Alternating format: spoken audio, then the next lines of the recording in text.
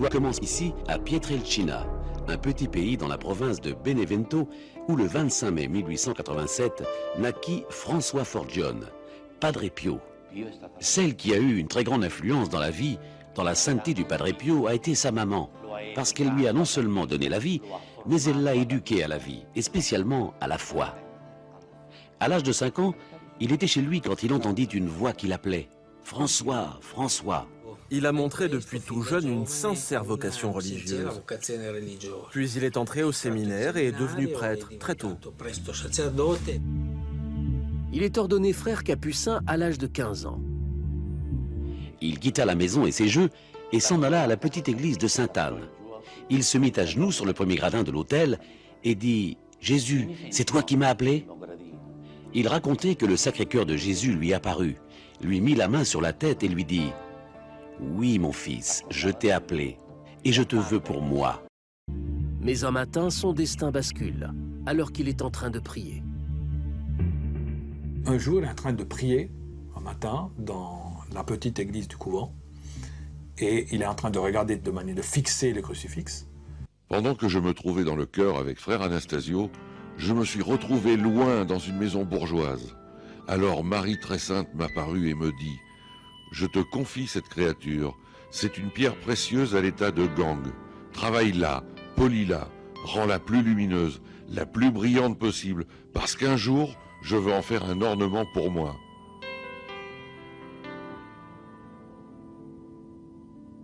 Comment cela sera-t-il possible?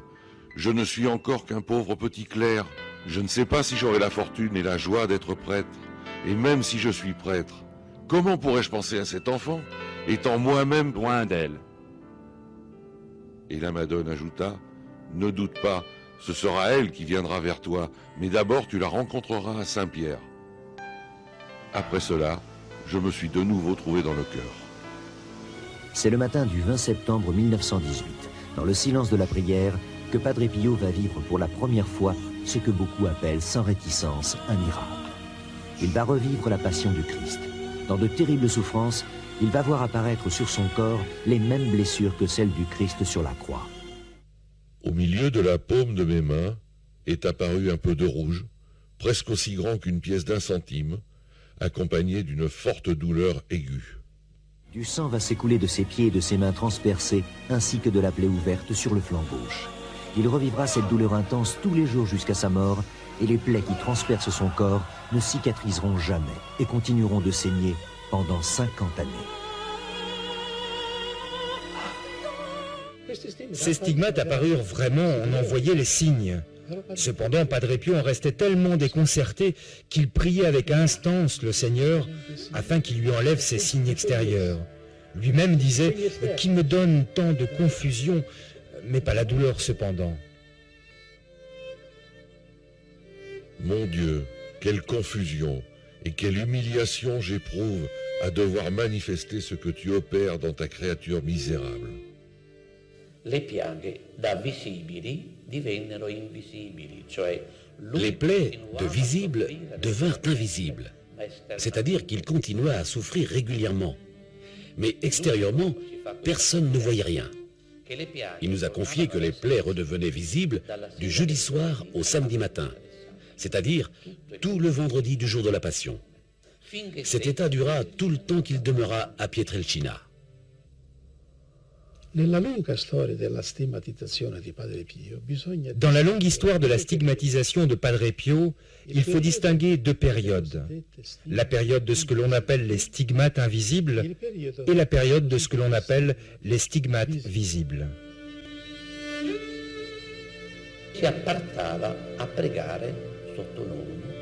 Il s'apprêtait à prier sous l'orme.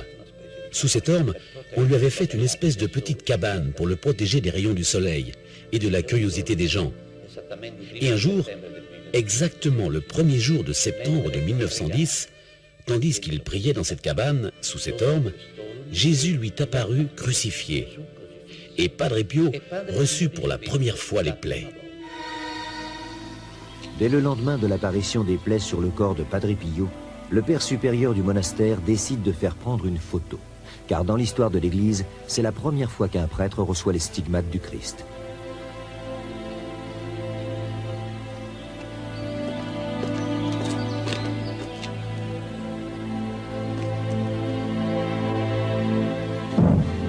Ce jour-là, Padre Pio sait qu'il sera désormais victime de la curiosité du monde.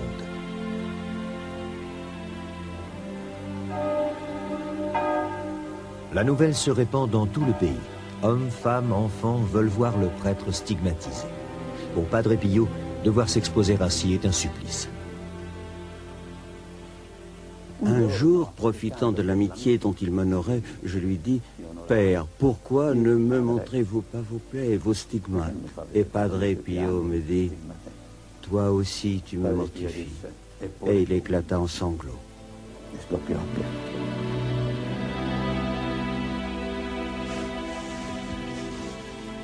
Chaque soir, dans la solitude de sa cellule, Padre Pio pense ses blessures divines. Il n'utilise aucun médicament, aucun désinfectant.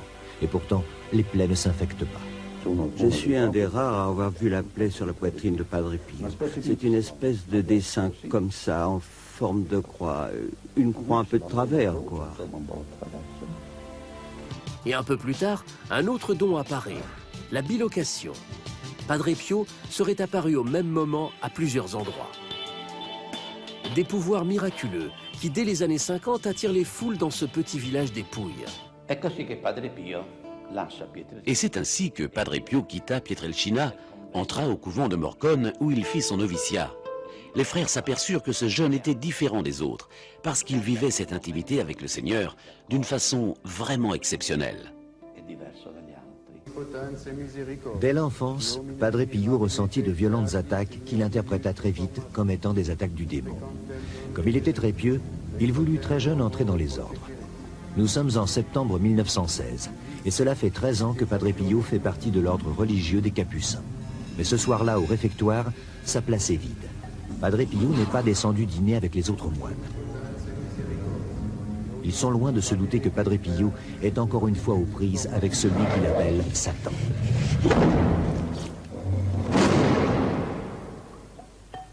Les moines sont stupéfaits. D'où proviennent ces violentes déflagrations? Frère Anastasio se précipite le premier. Il se doute que Padre Pio est en train de subir de nouveau les attaques forcenées de monstres invisibles.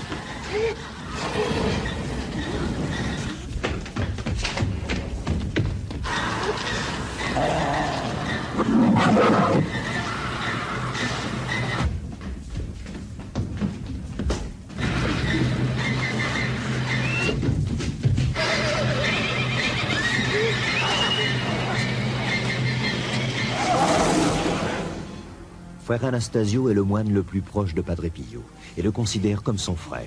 Il connaît la violence de ses attaques et craint pour sa vie. Mais quand il entre dans la cellule, il trouve Padre Pio seul et terrorisé. Qui a pu provoquer de si violentes explosions? Padre Pio leur dit que le diable l'attaque pour ébranler sa foi. Ces combats qui le poursuivent depuis son enfance sont de plus en plus violents et de plus en plus fréquents.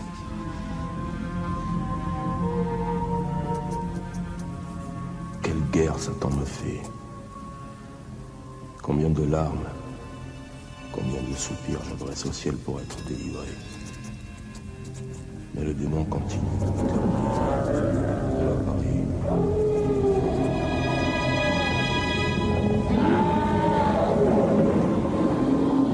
Le démon m'a jeté à bas de mon lit, me frappant très fort, jetant les livres et les chaises en émettant des cris du diable. Jusqu'à 6 heures du matin. Le démon n'a pas cessé de me frapper. J'ai cru que c'était la dernière nuit de mon existence.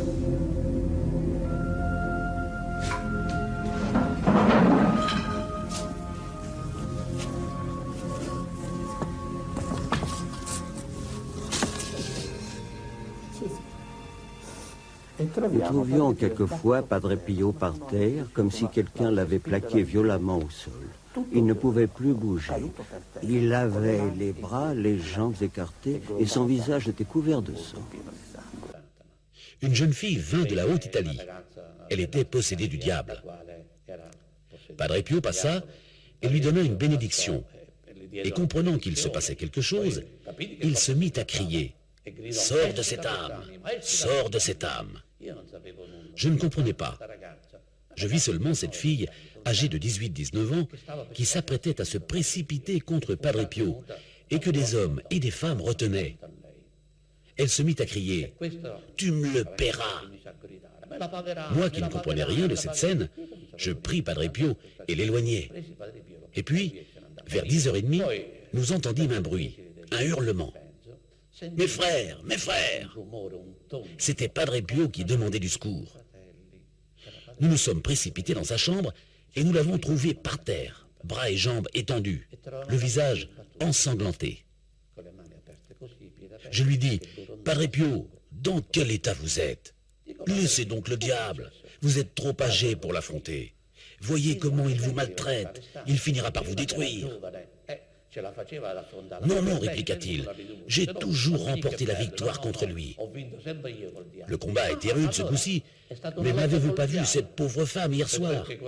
Elle me faisait tant de peine. » C'est ainsi qu'il nous raconta comment il avait dû affronter corporellement le diable pour réussir à libérer cette femme. Dans les données de la foi existent les bons anges.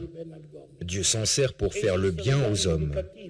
Et puis, il existe des mauvais anges, c'est-à-dire des anges qui ont refusé de servir Dieu et qui, par leur malice, déchaînent leur rage contre Dieu en détruisant l'homme dans sa relation divine.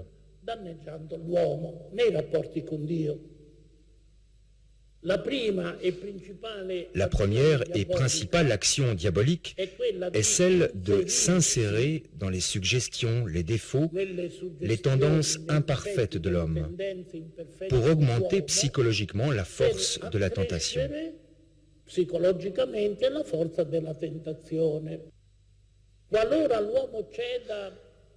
Dans le cas où l'homme cède aux suggestions diaboliques, le démon peut avoir contribué à l'augmentation de la tentation.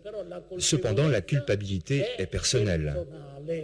90% des personnes qui font du spiritisme s'en défendent parce qu'ils l'ont fait pour jouer.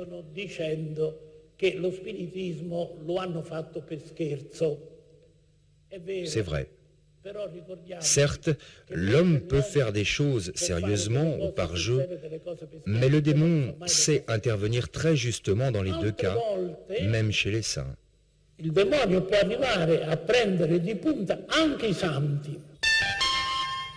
J'étais encore au lit lorsque je fus visité par ces Cosaques qui me battirent d'une façon tellement barbare que j'estime comme une grâce bien grande d'avoir pu les supporter sans mourir.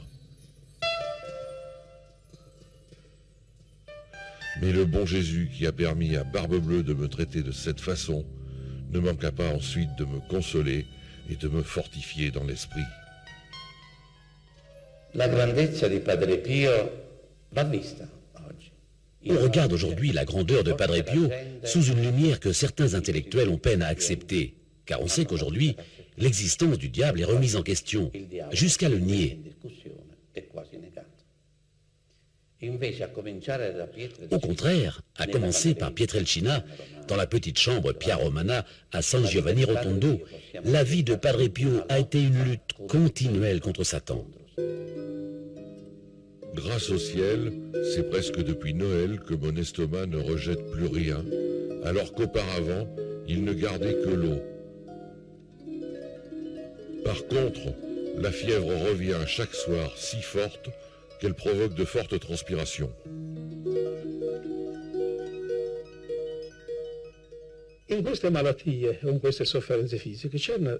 Dans ces maladies, dans ces souffrances physiques, il avait des fièvres très élevées qui ont atteint des limites extrêmes. Il y a eu des maladies où la fièvre est montée à 52 degrés, température normalement impossible à atteindre, puisqu'au-delà de 42 degrés, c'est l'agonie et la mort.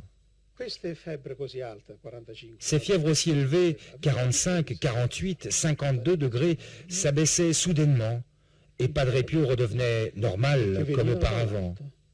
C'était donc des fièvres qui venaient d'en haut, des fièvres mystérieuses que humainement nous ne pouvons pas expliquer et que les médecins ne se sont jamais expliquées, surtout quand le thermomètre qui servait à mesurer la température du padre éclatait.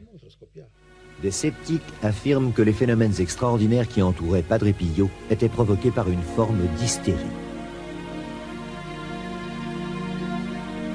Si quelqu'un manifeste un visage très mobile, qui manifeste l'étonnement ou la joie ou la douleur parce qu'il ressent ou parce qu'il voit ou croit voir quelque chose, si on dit qu'il est hystérique, tout le monde est hystérique.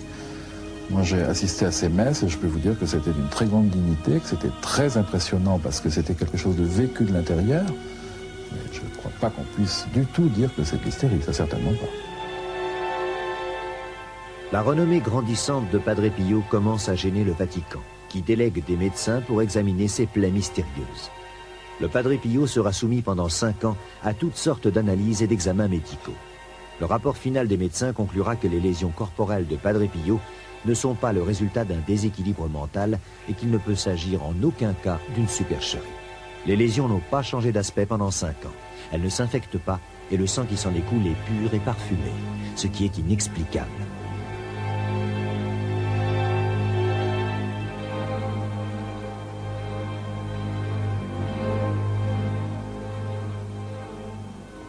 Les médecins disaient, cet homme, avec toutes ses souffrances, il ne mange pas. Avec ses plaies, cette blessure au cœur, il ne meurt pas. Il disait, mais qui est cet homme? Mon père, vous ne croyez pas que c'est en pensant autant au Christ que vous avez vous-même provoqué ces stigmates? C'est possible. Essayez donc de penser à un bœuf. Peut-être vous poussera-t-il des cornes.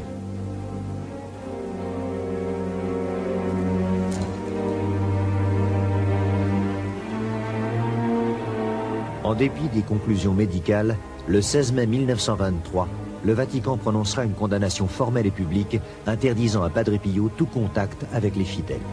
Pendant 10 ans, le prêtre ne pourra ni célébrer la messe, ni recevoir de confession. Il restera isolé dans sa cellule. Son seul réconfort sera la prière.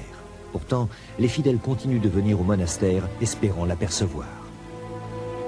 Enfin, le 14 juillet 1933, le Saint-Office lève son interdiction et le Padre Pio a de nouveau l'autorisation de célébrer la messe. Des milliers de fidèles attendent aux portes de l'église.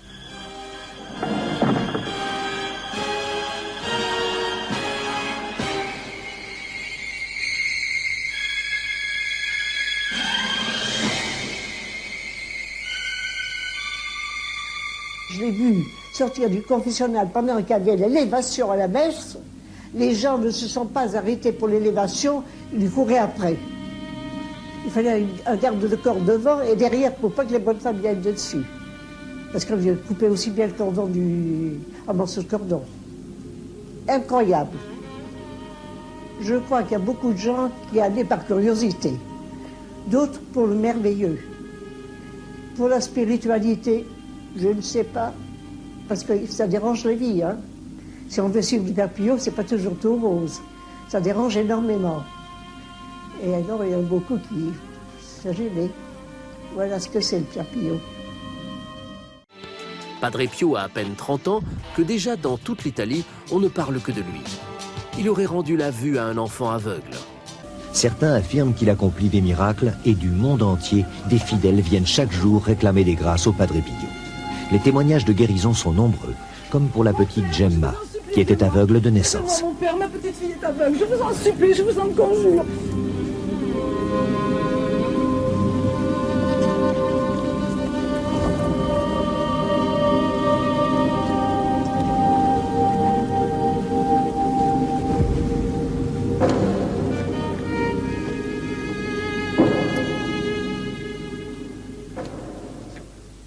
Aujourd'hui, Gemma n'a pas de pupille, mais elle voit très bien.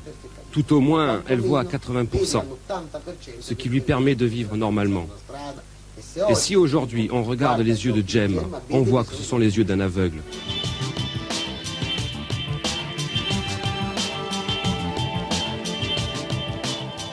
Les fidèles font des dons et des millions de lire sont amassés. Ils serviront entre autres à construire un immense hôpital pour accueillir les plus malades et les plus démunis. À 60 ans, Padre Pio est devenu une icône dans le monde entier. Sa sérénité et son incroyable capacité d'accueillir les hommes provenait de son contact permanent avec Dieu. Il donnait aux hommes la possibilité de rencontrer l'amour de Dieu. De son vivant, on estime que 20 millions de catholiques sont venus assister à ses messes jusqu'à sa mort en 1968.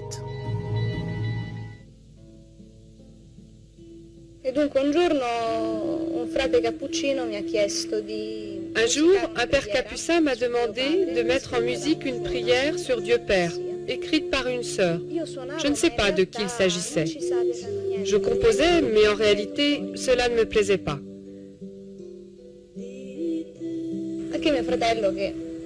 Il ne sortait rien de concret. Alors mon frère, qui maintenant est un frère capucin, me dit « Écoute Flavia, arrêtons-nous un instant, car nous essayons de nous dépêcher et nous n'arrivons à rien. Prions Padre Pio. » Nous avons alors retrouvé notre calme. Mon frère a rebranché le magnétophone et j'ai commencé à jouer des accords pourtant très simples, mais très beaux. Puis une jolie mélodie sortit de ma bouche, et j'ai ainsi continué à jouer et à chanter. Mon chant terminé, mon frère me dit « Tu sais Flavia, pendant que tu jouais, j'étais très recueillie, et je priais Padre Pio. »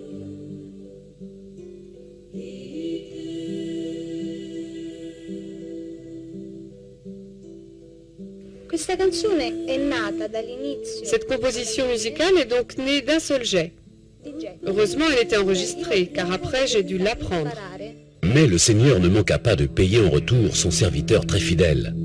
C'est justement dans la souffrance qu'il lui a concédé la grâce la plus grande, celle d'expier avec ses souffrances corporelles les fautes de ce siècle.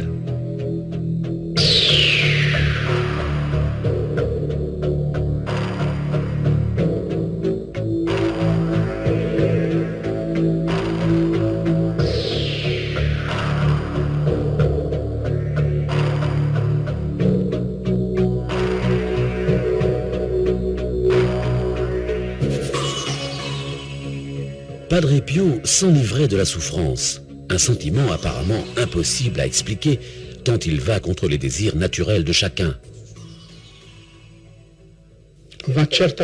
La souffrance va certainement contre notre désir, à l'inverse de notre désir et aussi contre mon désir, parce que la souffrance ne plaît à personne.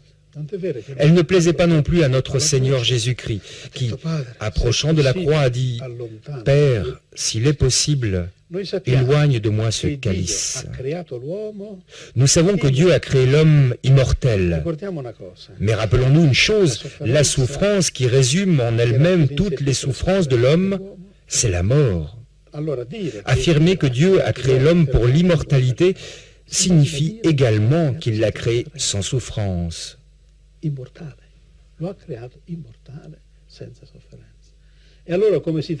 Alors, comment se fait-il que l'on trouve la souffrance sur la terre? À cause du péché de l'homme. La souffrance et la mort sont des fruits du péché et une conséquence du péché. Alors c'est une grande grâce d'accepter la souffrance pour détruire le péché, pour payer en retour le péché. Jésus nous en a donné un parfait exemple. Comme Jésus a embrassé la croix par amour, la souffrance embrassée par amour devient douce comme l'amour. La chose la plus douce pour nous les hommes, pour les femmes et pour tous les êtres humains, c'est l'amour. Si quelqu'un embrasse la souffrance par amour, la même souffrance devient douce comme l'amour. C'est cela que Padre Pio a dit. À cet auteur mystique, que je sache, aucun saint n'est parvenu. Padre Pio était un frère un peu spécial, car il avait les stigmates, et les fidèles allaient plus volontiers se confesser près de lui. À cette manifestation externe de Jésus qui lui était imposée avec les stigmates, s'ajoutait le don de scruter les cœurs, par lequel, très souvent, c'était le Padre Pio lui-même qui, à l'intérieur du confessionnal, disait les péchés des pénitents. Padre Pio, bien que je fût très jeune, voulut se confesser à moi. Même si cette confession est celle d'un saint, elle reste secrète. C'est pour cela que l'on n'en parle pas. Cependant, je vais raconter comment se termina la confession de Padre Pio dans la petite cellule où il est mort. Il était assis sur ce fauteuil, et moi, j'étais assis à côté de lui. La confession terminée, Padre Pio éclata en sanglots, et je ne réussis pas à le consoler. Pourtant, moi qui étais très jeune, je ne voyais aucun lien, aucun rapport entre les pleurs de Padre Pio et les péchés qu'il m'avait dit. Et je lui ai fait remarquer, « Padre Pio, pourquoi pleures-tu » À ce moment, ce fut lui qui devint mon maître et me dit, « Hé mon fils, peut-être penses-tu que le péché c'est la transgression de la loi? Le péché, c'est la trahison de l'amour. » Il peccato è la violazione, il tradimento dell'amore. Non so perché, non so chi mi ha spinto, so che sono andato. La prima impressione che mi fece... Je ne sais pas pourquoi, je ne sais pas ce qui m'a poussé, mais j'y suis allé. Officiava la Santa Messa, piangeva. Je fus très impressionné de voir Padre Pio célébrant la messe en pleurant. Sempre con il padre che mi accompagnava. Quand la messe fut terminée, je suis allé à la sacristie avec le frère qui m'accompagnait. Ecco, io Je l'ai rencontré et il m'a regardé. Jamais je n'oublierai le regard de Padre Pio. io ho 35 anni, non ero- J'avais 35 ans. Je n'étais plus un petit garçon. Je travaillais dans une entreprise de culture. J'étais habitué au spectacle, à voir et à rencontrer des personnages. Mais les yeux de Padre Pio n'étaient pas comme ceux des autres. Io mi sono sentito entrare dentro questi occhi, dentro. Vedere Je me suis senti comme habitant l'intérieur de ses yeux. Et là, il me dit cette phrase. È un signore mio. E lui mi disse una Tu as frase, touché le fond, mon enfant. Mon fils, maintenant, tu vas te redresser. ora risalirai. En ce temps-là, Jésus dit, « Je te bénis, ô Père, Seigneur du ciel et de la terre, parce que tu as tenu ces choses cachées aux savants et aux intelligents, et tu les as révélées aux plus petits. Oui, ô Père, car ainsi il t'a plu. Tout m'a été donné par mon Père. Personne ne connaît le Fils sinon le Père, et personne ne connaît le Père sinon le Fils, et celui auquel le Fils veut le révéler. »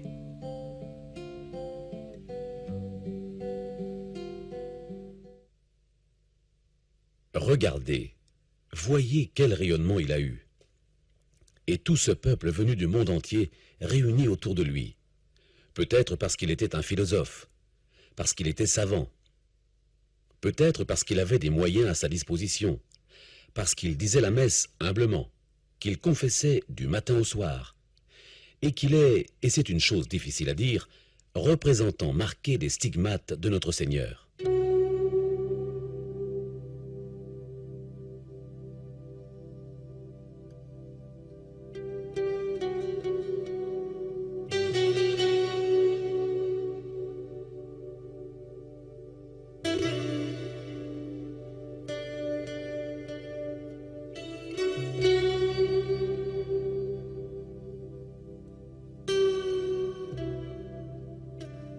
À peine entré dans la prière, je sens que mon âme commence à se recueillir dans une paix et une tranquillité que je ne puis exprimer avec des paroles. En somme, le problème est complexe. Il a été choisi par le Seigneur. Padre Pio avait le don de secouer les cœurs. Padre Pio devait offrir non seulement ses prières, mais sa souffrance. Alors c'est un esprit hautement mystique, spirituel, celui d'accepter la souffrance. En somme, le problème est complexe. Il a été choisi par le Seigneur. Padre Pio avait le don de secouer les cœurs. Padre Pio devait offrir non seulement ses prières, mais sa souffrance. Alors c'est un esprit hautement mystique, spirituel, celui d'accepter la souffrance pour détruire le péché. San Giovanni est un pays du Gargano dont le nom aujourd'hui est indissolublement lié à celui de Padre Pio, un frère discuté par beaucoup, critiqué par d'autres, combattu par quelques-uns, mais certainement très aimé d'un très grand nombre. Padre Pio paraissait un peu bourru, surtout vis-à-vis des femmes. alors qu'avec les hommes il était très doux, tant il est vrai qu'il n'hésitait pas à nous chasser, alors qu'il alignait les hommes pour les bénir.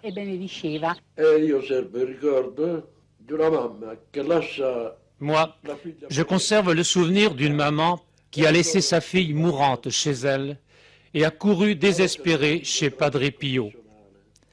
Elle put le rencontrer au confessionnal. Il se montra plutôt froid et ferma brusquement la grille du confessionnal.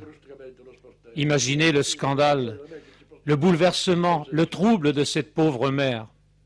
Mais quand elle revint chez elle, elle retrouva sa fille vivante, ressuscitée, parfaitement guérie. Qu'était-il arrivé? Les grâces qu'il obtenait ainsi, il les payait cher par des tourments corporels. Le grazie, ma coinvolgeva anche gli interessati, perciò li maltrattava. 40 anni fa siamo venuti con un gruppo di amici con le moto. Il y a 40 ans, nous sommes venus en moto avec un groupe d'amis lorsque les routes n'étaient pas encore goudronnées. L'un de nos amis se permit de dire « Qu'est-ce qu'on fait là à attendre celui-là » Mais au moment où nous sommes allés nous faire bénir, Padre Pio arriva devant ce garçon et lui dit « Toi, va-t'en, parce que tu n'as pas la foi. »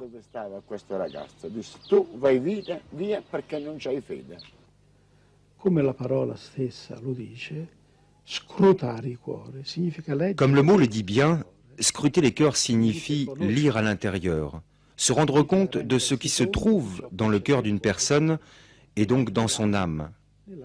C'est un don que le Seigneur fait à certaines âmes particulièrement engagées dans l'apostolat.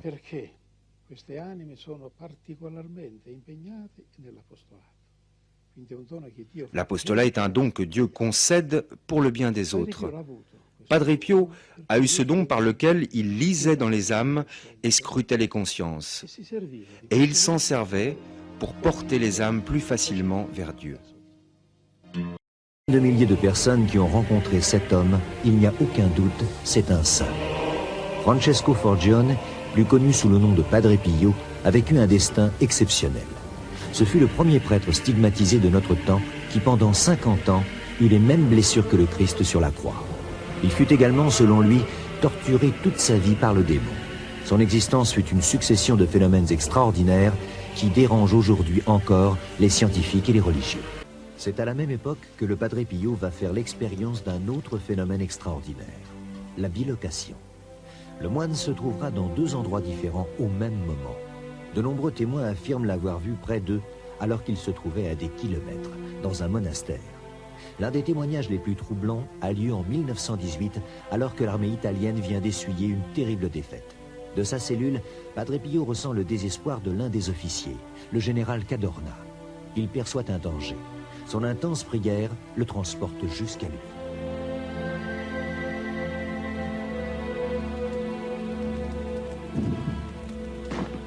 Les soldats en faction ne se doutent de rien. Cigarette. Le général a décidé de mettre fin à sa vie et c'est à ce moment même qu'il dit avoir vu devant lui un moine.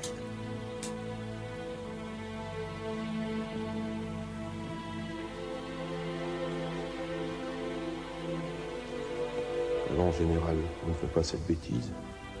Cette apparition a arrêté le geste terrible que s'apprêtait à commettre l'officier.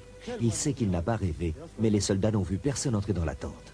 Le général Cadorna ne pourra pas oublier ce moine. Il ne peut s'expliquer ni comment il est entré, ni comment il est sorti de sa tente.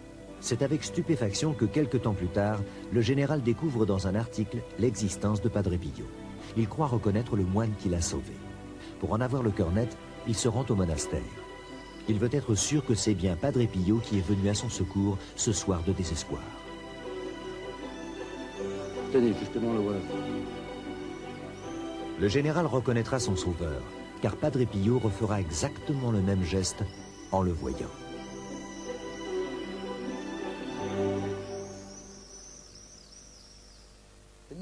Ce jour-là, on peut dire que le Seigneur lui avait envoyé un messager pour, en quelque sorte, empêcher le terrible geste qu'il s'apprêtait à faire.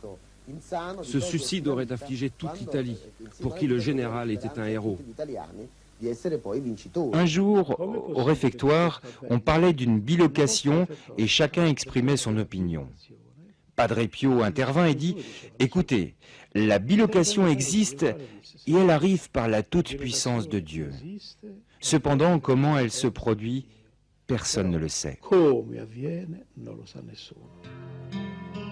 Il y a plusieurs jours, il m'est arrivé un fait insolite. Alors que j'étais dans le chœur avec frère Anastasio, je me suis trouvé dans une maison bourgeoise où le père mourait pendant qu'une petite fille naissait. La bilocation n'est pas une fable, c'est un don mystique de Dieu. Cela signifie qu'au même instant, une personne est présente en deux endroits différents. Comment cela est-il possible ?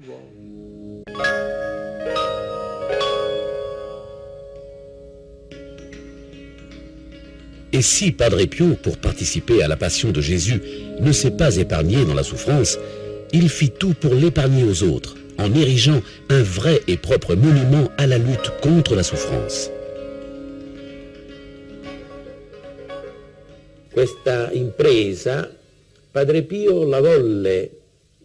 Cette entreprise, Padre Pio voulut la réaliser parce qu'il lui donna justement une finalité, un but.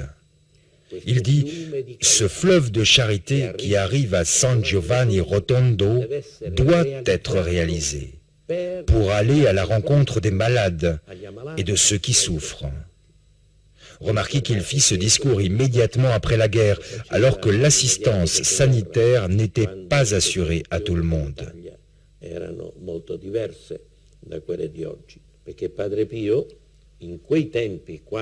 Il disait, il faut assister tout le monde, spécialement les plus pauvres.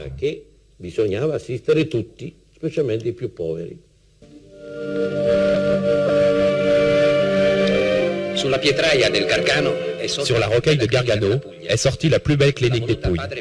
Padre Pio l'a voulu, lui à qui le Seigneur a conféré les stigmates le 20 septembre 1918 au couvent des Capucins de San Giovanni Rotondo. Le Saint-Père lui a fait parvenir la bénédiction apostolique.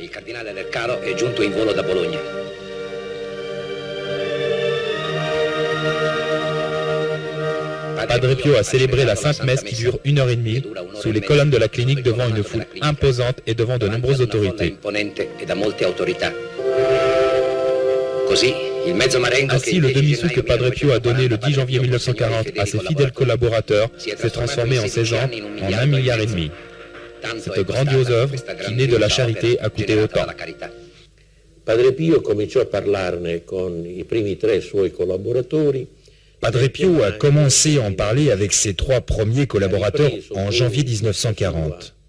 Il a repris ensuite cette idée qu'il avait eue immédiatement après la guerre et de fait en 1946, avec ses collaborateurs qui étaient restés vivants, il commença des travaux pour cet hôpital. Il nostro ospedale è stato inaugurato nel 1956. Notre hôpital a été inauguré en 1956 sur un territoire qui était dénué de services hospitaliers et pauvre en ce qui concerne les services sanitaires. À peine inauguré, c'était une structure de 300 lits avec les spécialités de base. Évidemment, dans ce temps-là, on est allé en s'orientant toujours plus vers les hautes spécialisations. Aujourd'hui, c'est une structure de 1200 lits qui a en pratique toutes les autres spécialités médicales. Elle est devenue une structure qui, au point de vue organisation fonctionnelle, est extrêmement complexe. C'est un organisme hospitalier d'avant-garde au plan des technologies et des compétences professionnelles. Et delle competenze professionali. Père, la clinique est complète. Nous ne pouvons plus recevoir personne, dit le docteur. Aux malades, on ne refuse rien. On ne peut pas leur fermer la porte au nez. Que raconteras-tu à Saint-Pierre? Que j'ai un beau diplôme en médecine, mais que j'ai fermé la porte de l'hôpital au nez des malades? Alors, père? Eh bien, agrandissons l'hôpital. Un jour, quelqu'un criait « Père, je dois me faire opérer !» Et je me rappelle que le père répondit « Hé, si tu veux te faire tuer !» Mais qui est celui qui se fait opérer pour se faire tuer? on se fait opérer pour guérir. Il voulait dire que dans ce cas-là, il ne fallait pas d'intervention. Successivement, la même matinée, une autre personne s'écria « Père, je dois entrer en clinique pour subir une opération. »« Va, mon fils, avec la bénédiction de Dieu, répondit le padre. Demande égale, réponse diverse. Je me souviens que dans la même matinée, plus loin, au milieu de la foule, une autre personne dit « Père, je ne me sens pas bien. Certains me disent que je dois me faire opérer et d'autres que ce n'est pas une chose à faire. » Et Padre Pio répondit « Va, mon fils, je prierai pour toi. » Et moi, qui avais confiance en lui, me souvenant des réponses qu'il avait données à d'autres malades, je le pris sous le bras et lui dis « Père, pourquoi ne me donnes-tu pas une réponse comme aux autres ?» Padre Pio, en me faisant un signe, « Et si personne ne me dit rien, quelle réponse veux-tu que je donne ?»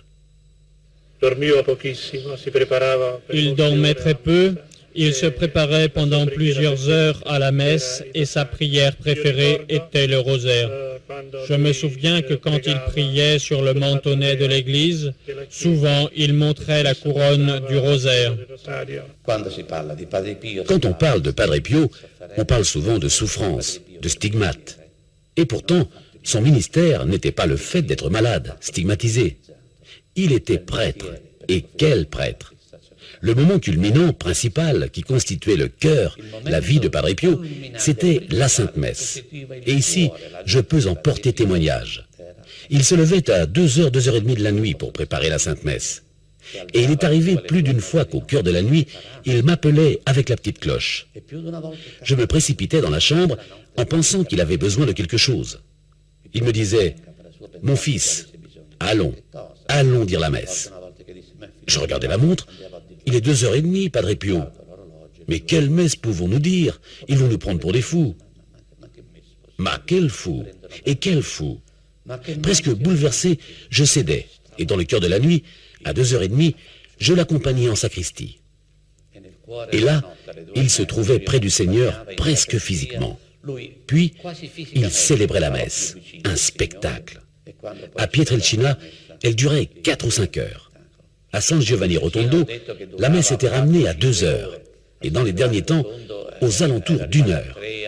Mais cette heure-là, avec Padre Pio, même pour celui qui était opposé à la messe, elle passait comme cela, en un instant, en un clin d'œil.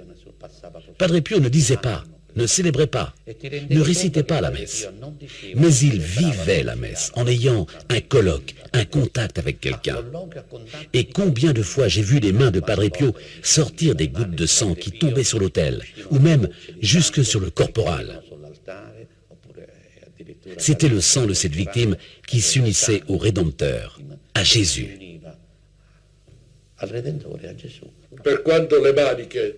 C'est pour cela que les manches de son aube, à sa demande, avaient été faites très longues. Quand il levait les bras, ses manches tombaient. Et parfois, en lui servant la messe, je pouvais voir le sang couler le long du poignet.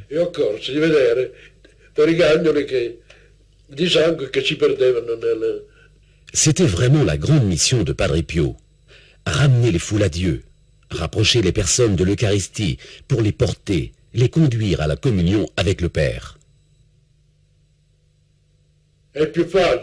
Il est plus facile à la terre de se tenir seul sans son soleil que de se tenir sans la Sainte Messe.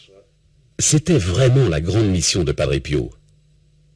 Nous pourrions continuer à parler très longtemps de ses prodiges, de ses yeux qui lisaient dans le cœur, de ses prières interminables, des assauts du démon, des stigmates, mais avec une unique intention, celle d'en comprendre le pourquoi.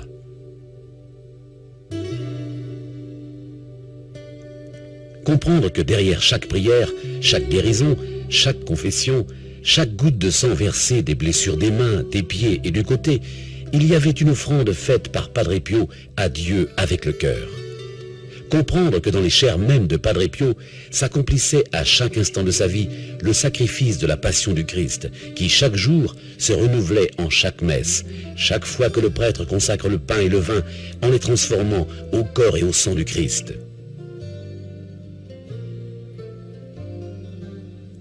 comprendre qu'à chaque consécration, le Christ meurt en renouvelant notre offrande au Père dans un sacrifice humain auquel aujourd'hui personne ne tient plus. C'est la raison pour laquelle il passe indifférent devant les églises qui embellissent les villes, en oubliant que là, à l'intérieur, dans les alentours de l'autel majeur, dans une petite boîte fermée à clé, Jésus se contente de rester à nous attendre. Dieu vivant au milieu de nous, venu pour détruire la mort et pour nous donner le message le plus simple et en même temps le plus difficile à accueillir. Aimez-vous. Padre Pio est le plus grand saint de tous les temps. Et sa grandeur a été mesurée à la même mesure que la grandeur des temps. Lily Favre a été aux côtés du Padre Pio pendant 13 ans. À la dernière messe qu'il a célébrée, elle a été témoin de la disparition totale des stigmates. La dernière messe, la main droite n'avait plus rien. Et la main gauche, j'ai vu à peine un petit peu de rose. C'était fini, il n'y avait plus rien, déjà. Et quand il est mort, le père Jacques a pris les photos et il n'y avait plus aucune trace de cicatrice, plus rien du tout.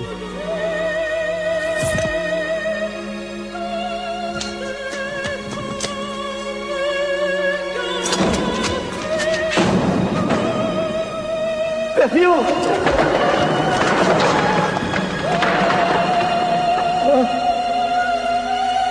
Francesco!